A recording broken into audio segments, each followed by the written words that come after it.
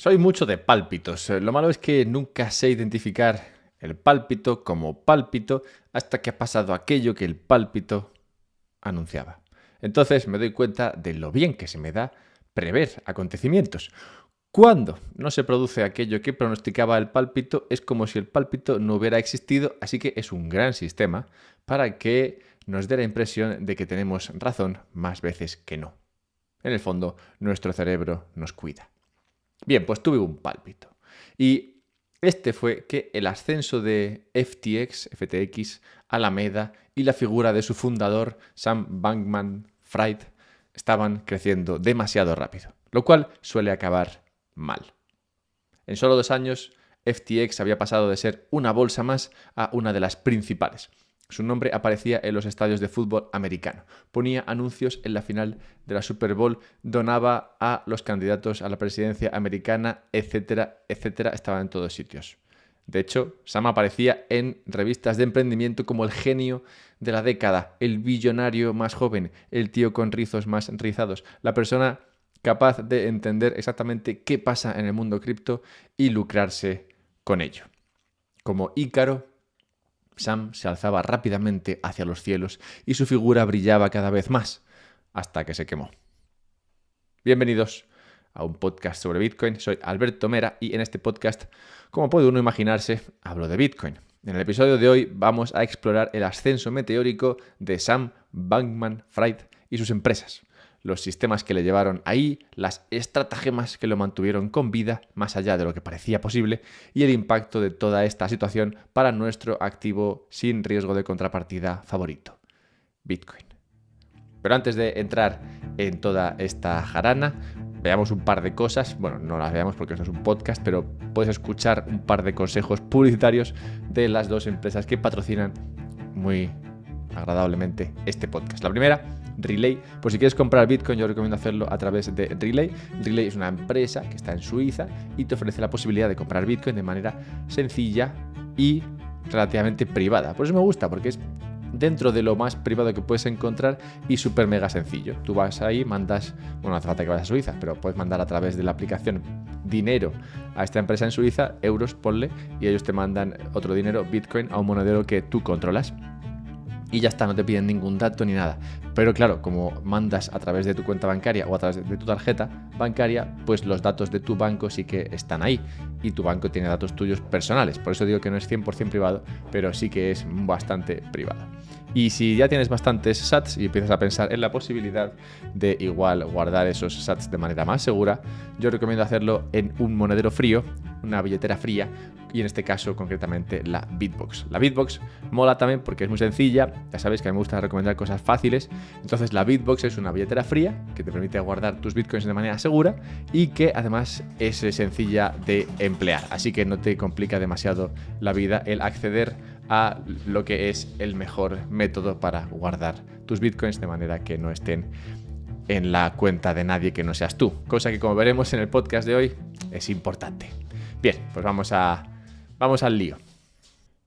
Sam, un poco como su homónimo cuando empezó el viaje al monte del destino, se metió en esta aventura sin comerlo ni beberlo. Él estaba ahí tranquilamente arbitrando Bitcoin entre Estados Unidos y Japón, un negocio, por cierto, de lo más rentable. Esto lo he comentado ya otras veces y voy a hablar de varios modelos de negocio en este podcast, este va a ser el primero.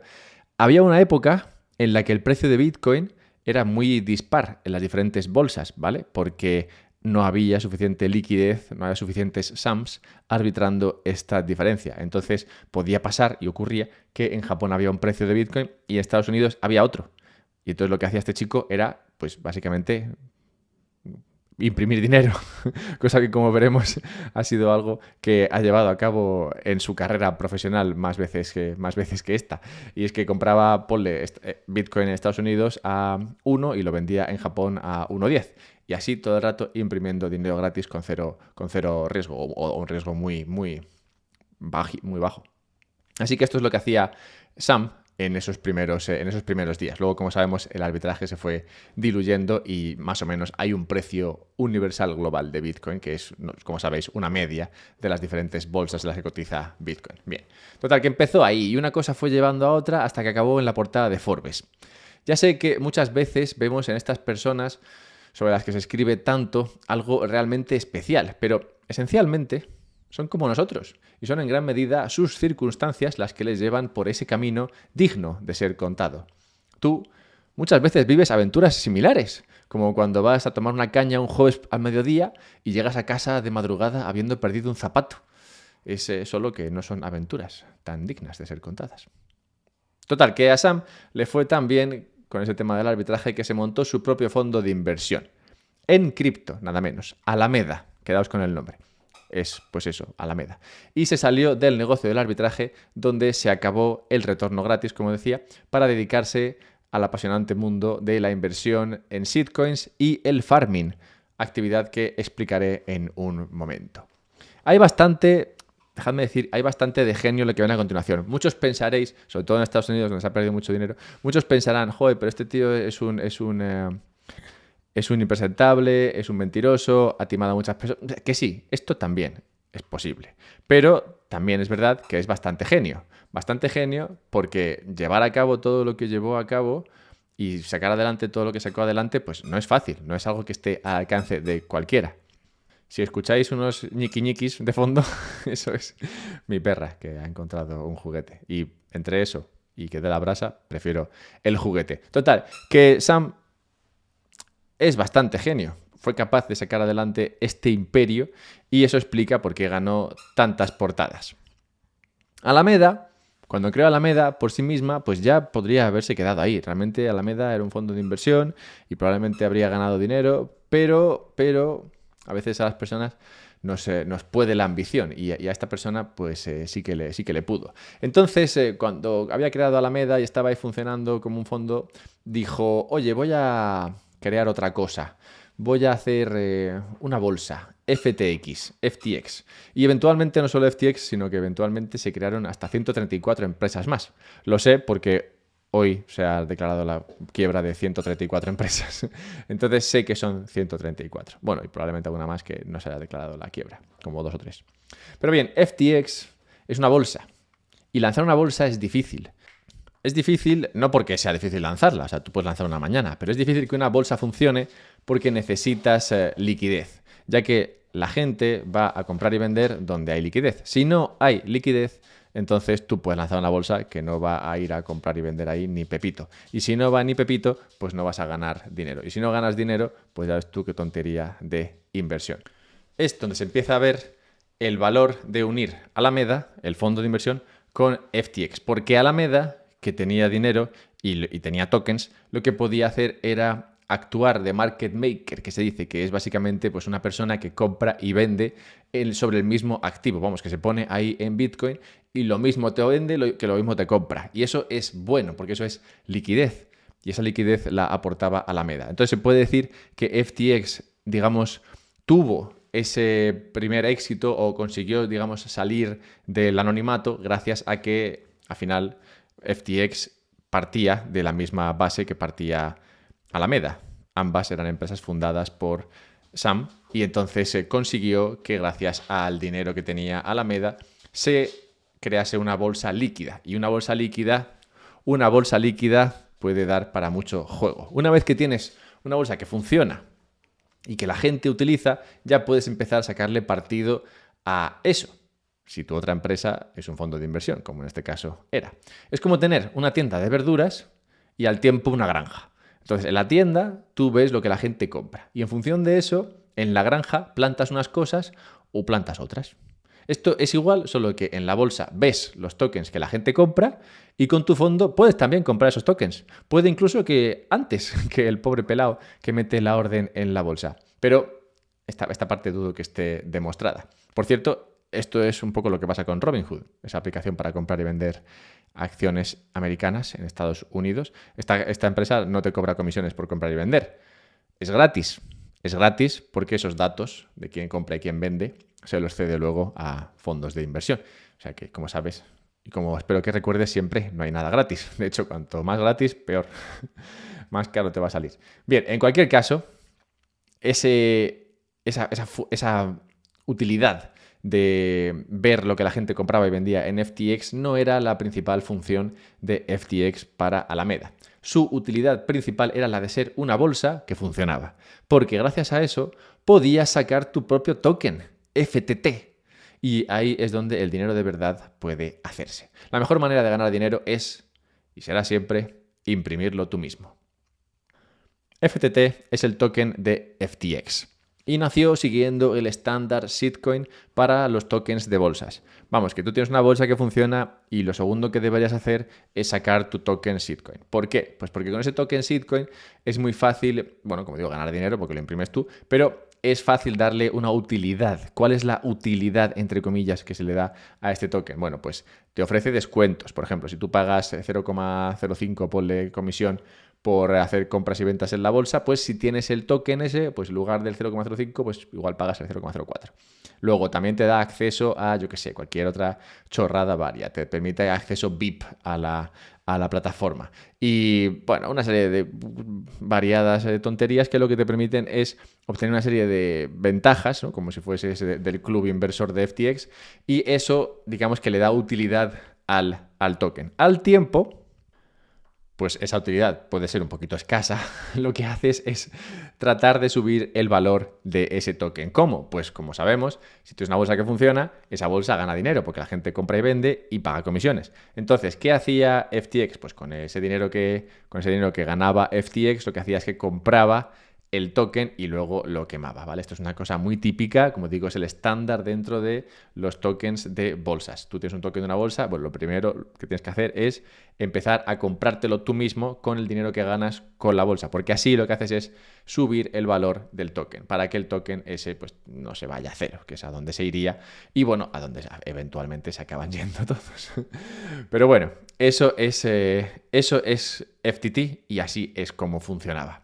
Por quitarle misticismo al asunto, pues esto puede parecer así un poco etéreo o ajeno o parecer que es algo que solamente puede ocurrir dentro del apasionante y alocado mundo de las criptolocuras.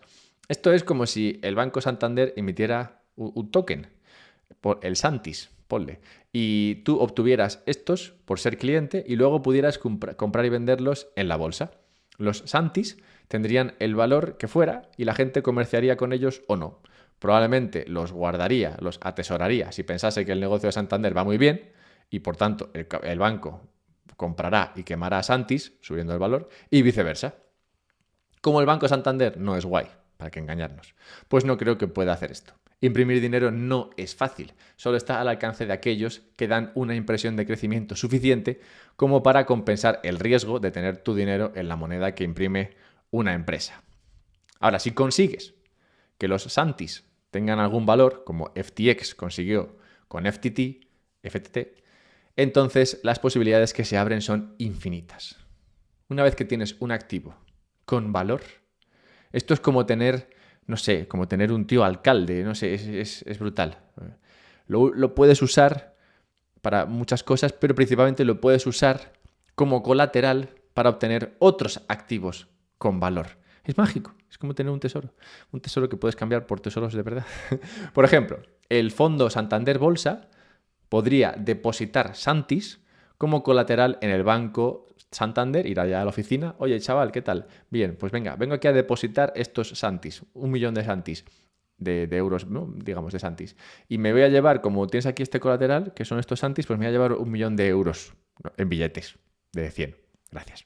Entonces te sirve ese activo como colateral para sacar otro activo que puede ser mucho más interesante que el activo que has depositado como colateral. En el caso que nos ocupa, concretamente, Alameda, el fondo de inversión, recibía FTTs, tokens de estos, o los compraba a buen precio y luego los posteaba como colateral en FTX, la bolsa, para sacar otros activos. ¿Qué otros activos? Pues, por ejemplo, dólar digital o Ether o lo que sea. Y con esto podía irse a farmear por el mundo criptomaníaco.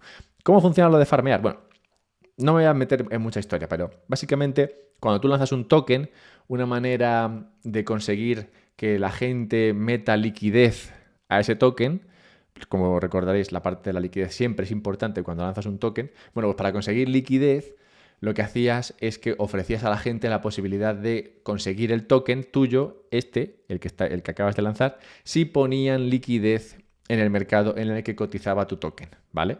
Entonces, FTT lo que podía hacer era coger Alameda lo que podía hacer era coger esos FTTs, que conseguía prácticamente gratis, los posteaba como colateral, sacaba un montón de dólares, con esos dólares iba a las diferentes plataformas donde podía farmear, ponía liquidez y con esa liquidez farmeaba, conseguía el token que estos proyectos regalaban. Luego ganaba esos tokens y luego los vendía por euros o lo que sea, por dólares, y así iba, pues eso, ganando dinero tranquilamente. De hecho, durante mucho tiempo, FTX, Alameda, han sido los principales depositarios, digamos, depositantes de liquidez en muchas de estas oportunidades de farmeado y han sido los que más, yo diría que prácticamente el que más ha farmeado en todo el mundo DeFi, cripto loco que se ha creado.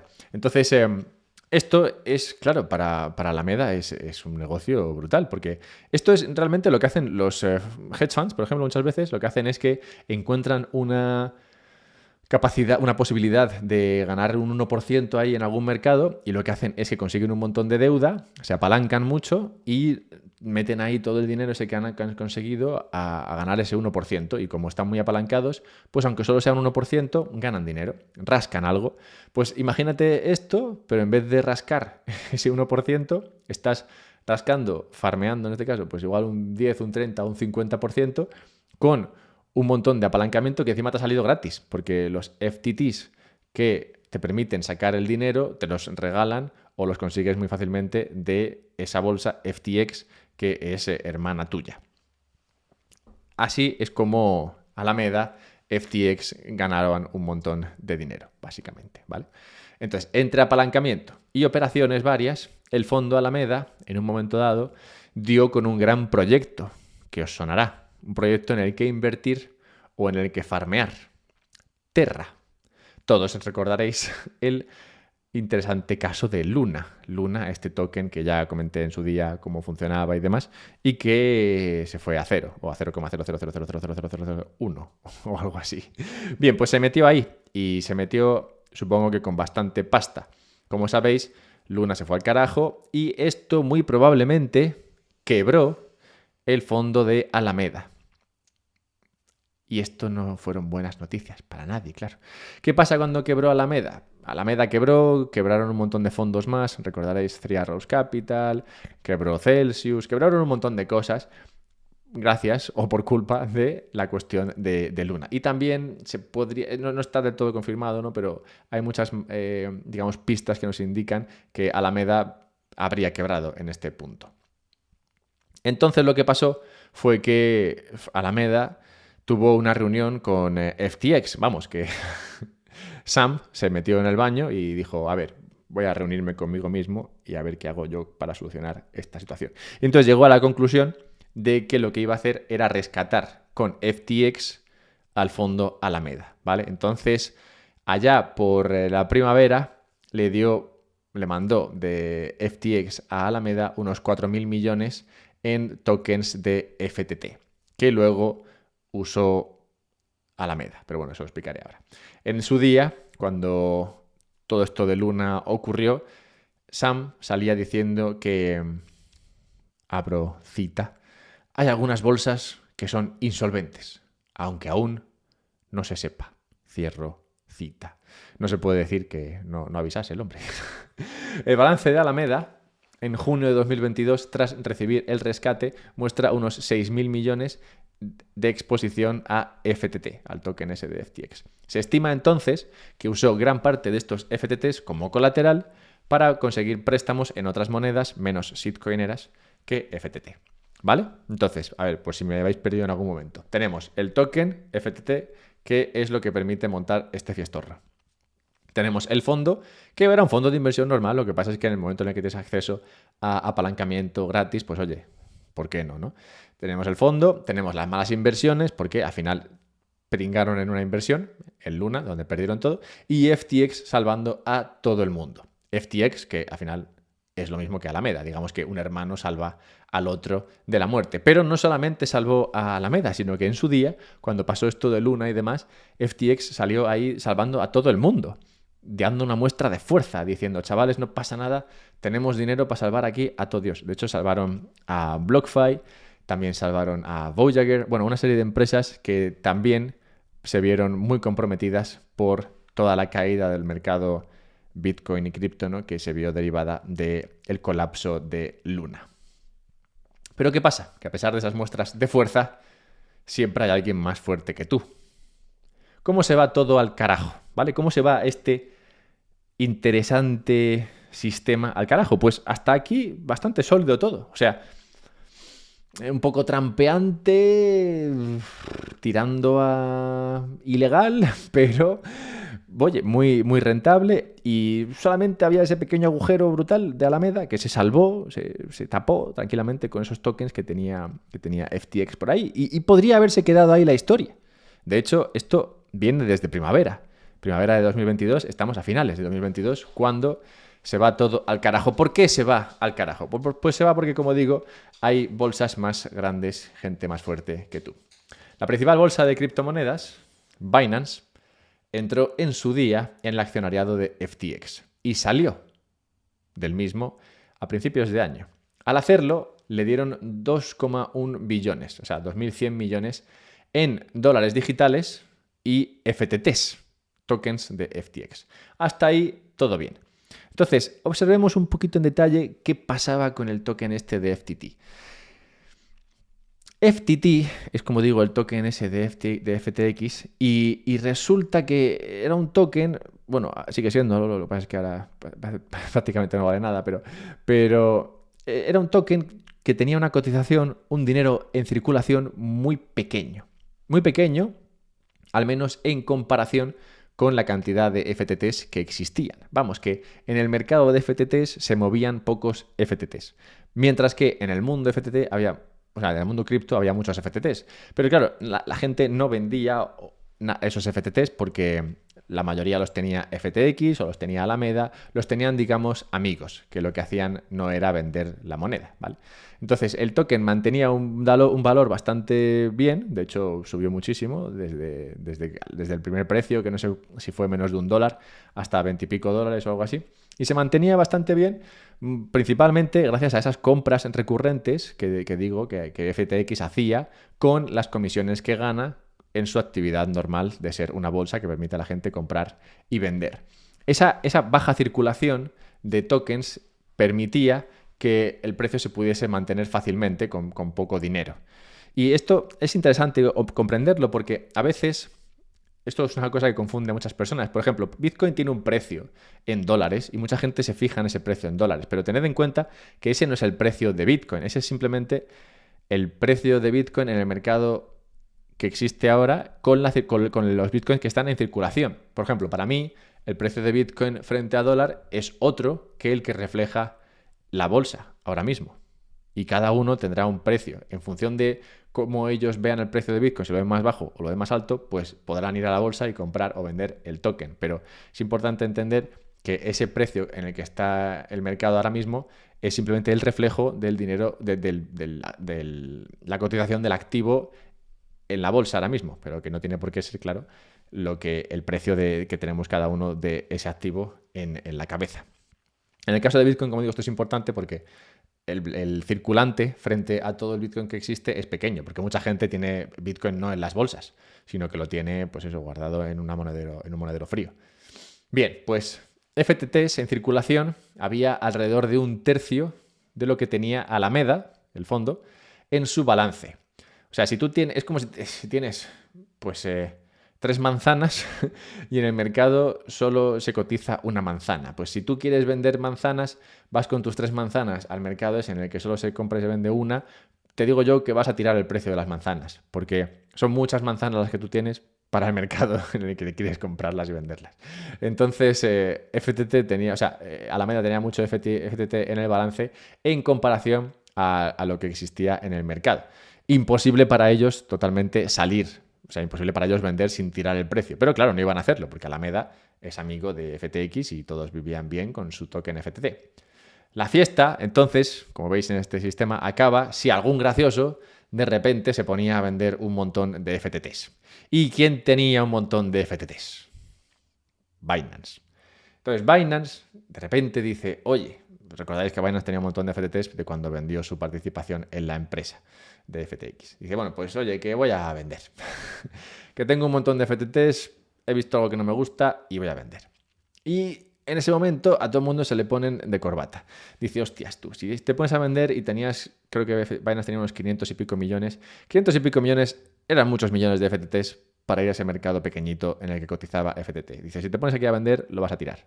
Entonces, antes de que pase esto, te pongas a vender y lo tires, le llega a Alameda y le dice, oye, Binance, mira, sé que quieres vender, yo te los compro, te compro tus FTTs y te los compro todos a $22. Es decir, no hace falta que vayas al mercado a vender allá lo loco, donde te va a costar mucho venderlo, te va a salir caro, nada, ya te lo compro todo a $22. Y así, oye, sales ganando. De hecho, sí habría salido ganando. Para Binance esto no era un mal acuerdo. Tenía un montón de FTTs, los quería vender, si alguien se los compra todos a 22, no tiene que ir al mercado a venderlos donde sabe que los va a vender más baratos, más bajos. Así que para Binance no era mala jugada el habérselos vendido a 22. Y para FTX tampoco era mala jugada, porque así FTT mantenía el precio. Un precio que tenía que mantener, porque como recordáis, FTT es o era el colateral en un montón de préstamos.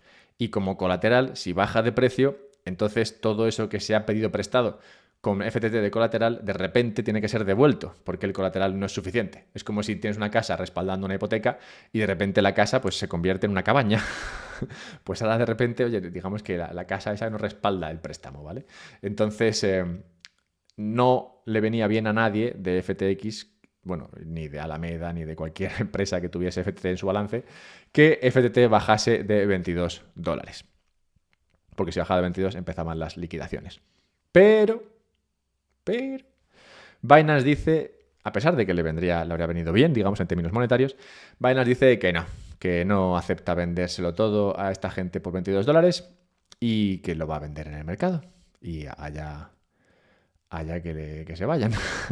Total, que como dice esto, el precio de FTT, bueno, dice, no, creo que no llegó a decir que no, simplemente no respondió.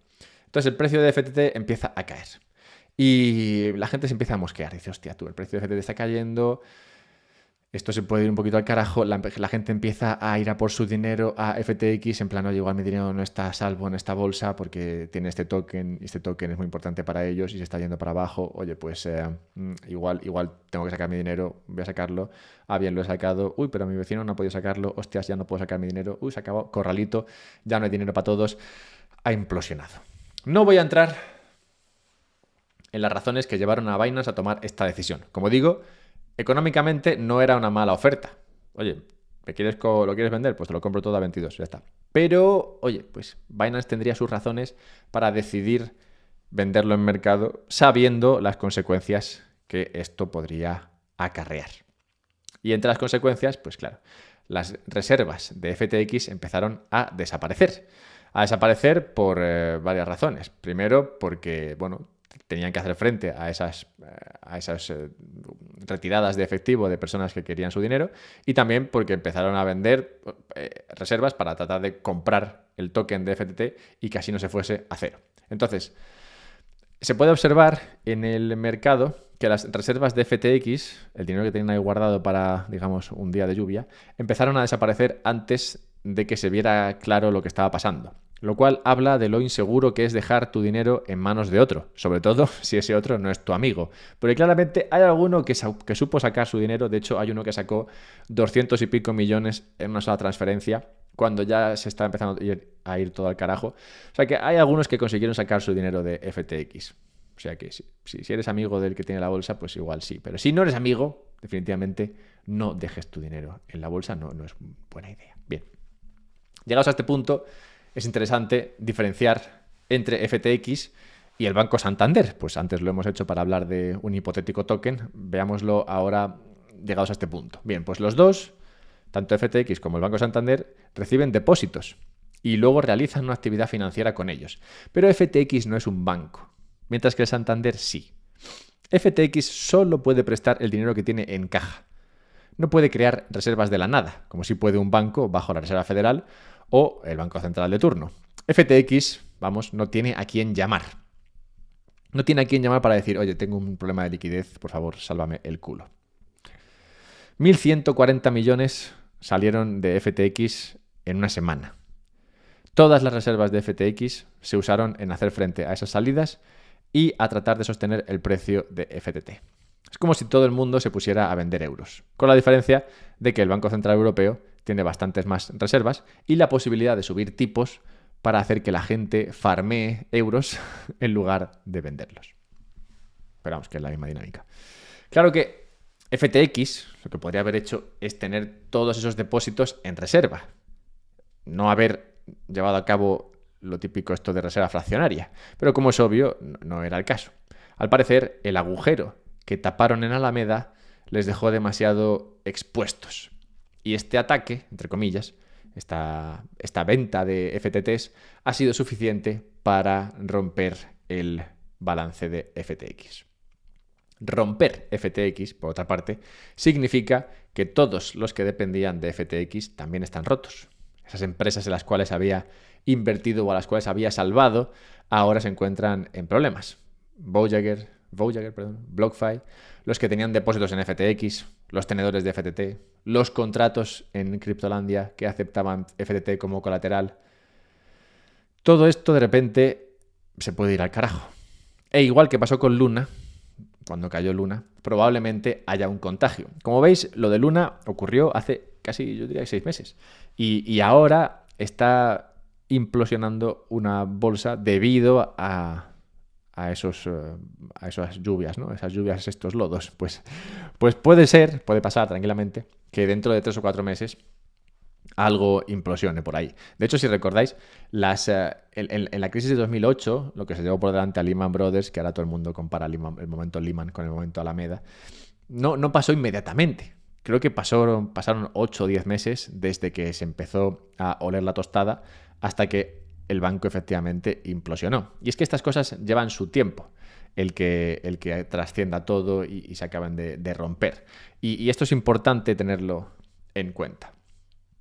Ahora, la única manera de solucionar estos problemas como los que han tirado o roto FTX, es tener, pues no reserva fraccionaria. Tener una prueba de reservas que muestre que todo el dinero que ha sido depositado en tu plataforma está ahí. Porque si no está ahí, ha sido prestado, entregado, donado a otra empresa para salvarla de la quema, tal, pues tienes un problema en el momento en el que todos tus acreedores o todos tus depositantes vienen a pedirte el dinero. Si el dinero no está ahí, pues te vas al carajo, a quebrar. Pero que no es tan raro. El Santander no tendrá Santis, el token ese que me he inventado, pero está igual de expuesto a algo así como FTX. Solo que cuesta más tirar el Santander porque antes tendrías que tirar al Banco Central Europeo, que cuenta con herramientas para extraer la riqueza de toda la población antes de caer. Vamos, que caerían, pero antes te quitarían todo lo posible para tratar de solucionar el problema. Te lo quitarían en forma de corralitos, controles de capitales, de evaluaciones de la moneda y todo eso. O sea, todo esto vendría, como lo hicieron en 2008, todo eso vendría a llevarse a cabo y empobrecer a toda la población para salvar, en este caso, al banco que sea. Cosa que no ocurre en el caso de FTX. Y por eso digo que es igual, es el mismo sistema, solo que uno tiene la posibilidad de extraer riqueza de todos y el otro pues no lo tiene. Habiendo dicho esto, debería algo como lo que ha ocurrido, traer a un banco central a cripto. Debería traer regulación al ecosistema para que se eviten estas cosas. Pues creo que es obvio que no. O sea, en mi opinión no, al menos. En mi opinión, la regulación que hay ahora mismo debería quitarse. Eso no va a pasar, pero algo como esto realmente no se soluciona con regulación. La regulación o el Banco Central que te sirve como prestamista de último recurso, ese Banco Central que podría haber llegado a FTX y decirle ¿cuánto te faltan? ¿8.000 millones? Pues toma, 8.000 millones, no pasa nada. Ya lo pagará Pepito y su prima. Eso lo único que hace es permitir que pase lo mismo, pero a mayor escala. Vamos, que en vez de que se pierdan miles de millones, como ha pasado, se pierdan cientos de miles de millones, como pasó en 2008. Por eso yo no soy nada fan de que situaciones como esta se usen para atraer e imponer más regulación. Ahora, entiendo perfectamente que situaciones como esta son precisamente las que hacen a los reguladores, bueno, poner el grito en el cielo, hablar de lo importante de su labor, pedir aumentos de sueldo y arrogarse más responsabilidades, cosa que muy probablemente veamos. Pero tened en cuenta que, como sabéis, esto no soluciona nada. En medio de este jaleo, que espero haya quedado medianamente claro, Bitcoin pues, se pega una buena leche, el precio. Pero es normal que el precio de Bitcoin caiga porque Bitcoin se vende. Se vende en una situación como esta porque Bitcoin es el activo reserva favorito de las empresas cripto. Es el activo que todo el mundo acepta. Bitcoin te sirve para salir de cualquier agujero. Bitcoin se transmite rápidamente. En menos de una hora ha llegado a la persona que te lo pide. Te sirve para pagar deudas que tengas y te sirve como, bueno, es como activo reserva. Y entonces, si de repente hay un agujero y hay que tapar ese agujero, pues es muy normal que Bitcoin se vea muy afectado en el sentido de que se vendan muchos Bitcoins para conseguir muchos dólares digitales que sirvan para pagar esas deudas. Pero nada de esto afecta a lo que es Bitcoin en sí mismo. Al revés, muestra su valor como activo reserva sin riesgo de contrapartida. Sin riesgo de contrapartida siempre y cuando lo custodies tú. Porque hay mucha gente que tenía Bitcoin en FTX que ahora no tiene Bitcoin. Ni en FTX ni en ningún sitio.